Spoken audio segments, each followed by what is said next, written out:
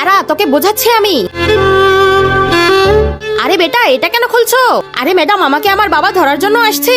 আচ্ছা, আমি তোমাকে বাঁচাবো, তুমি আমাকে কি দিবে? তোমার মেয়েকে চকলেট খাবো আন্টি।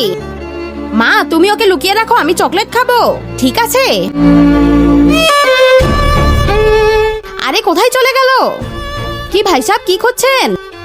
আরে ম্যাডাম, আমার ছেলে ঘরের জিনিস ভেঙে এসেছে, তাই ওকে খুঁজছি। না আঙ্কেল, আমরা দেখিনি, তুমি চলে যাও। আরে তোকে জিজ্ঞাসা কে করেছে?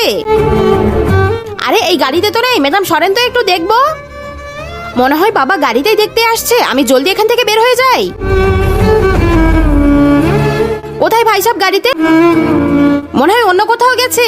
আরে আঙ্কেল, আমাকে একটু বাঁচান, আমার বাবা পিছনে আসছে আমাকে ধরার জন্য। আচ্ছা বেটা, আমি তোমাকে এমন ভাবে লুকাবো কেউ খুঁজেই পাবে না, এখানে চলে আসো। আর আগে দেখবো শয়তানকে হারিয়ে কে কে আল্লাহকে ভালোবাসো।